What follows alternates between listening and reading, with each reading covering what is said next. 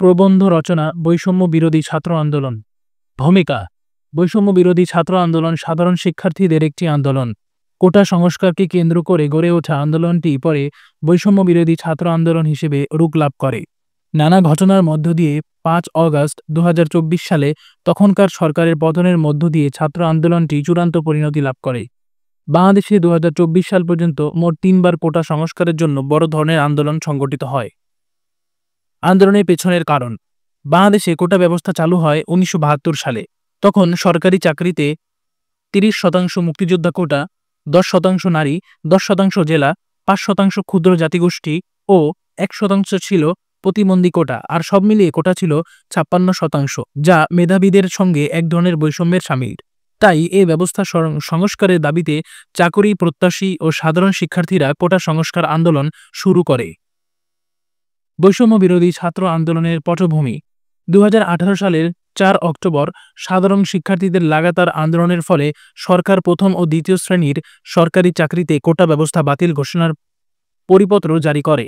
তখন বাংলাদেশ সাধারণ ছাত্র অধিকার সংরক্ষণ পরিষদের নেতৃত্বে শিক্ষার্থীরা যে আন্দোলন করেছিলেন, সরকার সেই সিদ্ধান্ত মেনে নেয়। কিন্তু ২০২৪ সালের ৫ জুন সুপ্রিম কোর্টের হাইকোর্ট বিভাগ ২০১৮ সালের ৪ অক্টোবরের কোটা বাতিল সংক্রান্ত পরিপত্রটি অবৈধ ঘোষণা করেন। হাইকোর্টের এ ঘোষণার ফলে নতুনভাবে আবার এই আন্দোলন শুরু হয়। আন্দোলনকারীদের মূল দাবি ছিল কোটার যৌক্তিক সংস্কার। শিক্ষার্থীদের ভূমিকা: সারা দেশের শিক্ষা প্রতিষ্ঠানগুলোর শিক্ষার্থীদের বৈষম্য বিরোধী ছাত্র আন্দোলনে অনেক অবদান ছিল। এই আন্দোলনের সূচনা হয়েছিল ঢাকা বিশ্ববিদ্যালয় থেকেই। আন্দোলনকারী কয়েকজন মুখ্য সমন্বয়ক ছিলেন ঢাকা বিশ্ববিদ্যালয়ের শিক্ষার্থী। বৈষম্য বিরোধী ছাত্র আন্দোলনের মূল প্রাণকেন্দ্র ছিল রাজু ভাস্কর্য, অপারেজেয় বাংলা, কেন্দ্রীয় গ্রন্থাগার, শাহবাগ চত্বর সহ গোটা বিশ্ববিদ্যালয় এলাকা। এই আন্দোলন শুরু হওয়ার পর থেকে একাধিক সমন্বয়ককে এর নেতৃত্বে দেখা গেছে। আন্দোলন দমনের নামে সরকার বিশ্ববিদ্যালয় সহ সব শিক্ষা প্রতিষ্ঠান বন্ধ ঘোষণা করে। তারা ভেবেছিল শিক্ষা প্রতিষ্ঠান বন্ধ করলেই আন্দোলন স্তিমিত হয়ে যাবে। কিন্তু বেসরকারি বিশ্ববিদ্যালয়ের শিক্ষার্থীরা এই আন্দোলনে যোগ দিয়ে সংহতি প্রকাশ করেন। তাতে পুরো আন্দোলনের ঘটনা বেগবান হয়ে ওঠে। আন্দোলনরত শিক্ষার্থীদের নির্যাতন: বৈষম্য বিরোধী ছাত্র আন্দোলন আরও বেগবান হয় আন্দোলনকারী শিক্ষার্থীদের তখনকার প্রধানমন্ত্রীর দেওয়া রাজাকারের নাতিপুতি কথাটি প্রত্যাহারের দাবির মধ্য দিয়ে। এ লক্ষ্যে সারা দেশের শিক্ষা প্রতিষ্ঠানের শিক্ষার্থীরা আন্দোলন ও বিক্ষোভ প্রদর্শন করেন। কিন্তু তাদের সে আন্দোলনে ইতিবাচক সাড়া না পেয়ে পুলিশ বাহিনী শিক্ষার্থীদের উপর হামলা চালায়। সারা দেশে অসংখ্য শিক্ষার্থী আহত হন এবং প্রাণ দেন।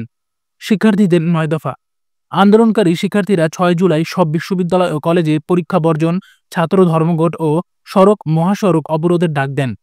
এর নাম ছিল বাংলা ব্লকেট। ১৬ জুলাই রংপুরে বেগম রোকেয়া বিশ্ববিদ্যালয়ের নিরস্ত্র শিক্ষার্থী আবু সাইদকে পুলিশ গুলিতে হত্যা করে। ১৯ জুলাই বৈষম্য বিরোধী ছাত্র আন্দোলনে একটি পক্ষ ৯ দফা দাবি জানিয়ে শাটডাউন চালিয়ে যাওয়ার ঘোষণা দেয়। এর পাশাপাশি ২২ জুলাই বৈষম্য বিরোধী ছাত্র আন্দোলনের সমন্বয়ক নাহিদ ইসলাম ৪ দফা দাবি জানিয়ে ৪৮ ঘণ্টার আলটিমেটাম দিয়ে কমপ্লিট শাটডাউন কর্মসূচি স্থগিত করে ৪ দফা দাবি জানায়। ৪৮ ঘণ্টার মধ্যে ইন্টারনেট চালু, ক্যাম্পাসগুলো থেকে আইনশৃঙ্খলা রক্ষাকারী বাহিনী প্রত্যাহার করে ক্যাম্পাস চালু, সমন্বয়ক ও আন্দোলনকারীদের নিরাপত্তা প্রদান ও কারফিউ প্রত্যাহার। ৩০ জুলাই ছাত্র ও নাগরিকদের হত্যার প্রতিবাদে সারা দেশে শিক্ষার্থীরা মার্চ ফর জাস্টিস নামে প্রতিবাদ জানান। ছাত্র আন্দোলন থেকে গণ আন্দোলন: কোটা সংস্কার আন্দোলন থেকে গড়ে ওঠা বৈষম্য বিরোধী ছাত্র আন্দোলন শেষ পর্যন্ত শুধু শিক্ষার্থীদের মধ্যে সীমাবদ্ধ থাকেনি। সারা দেশের অসংখ্য তরুণ, যুবক, নারী, পুরুষ, বৃদ্ধসহ নানা বয়স ও শ্রেণী পেশার মানুষ রাস্তায় নেমে আসেন।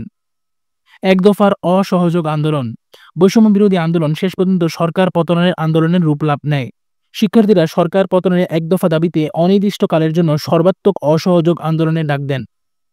ফ্যাসিবাদের পতন: বৈষম্য বিরোধী ছাত্র আন্দোলনের ১ দফার দাবিতে বাংলাদেশে দীর্ঘদিনের ফ্যাসিবাদী শাসনের অবসান ঘটে। আন্দোলনকারী শিক্ষার্থীরা প্রথমে ৬ আগস্ট মার্চ টু ঢাকা কর্মসূচি ঘোষণা করেন। কিন্তু ৪ আগস্ট সারা দেশে ছাত্র জনতাকে নির্বিচারে হত্যা ও নির্যাতনের ঘটনায় ৬ আগস্টের মার্চ টু ঢাকা কর্মসূচি একদিন এগিয়ে ৫ আগস্ট করা হয়।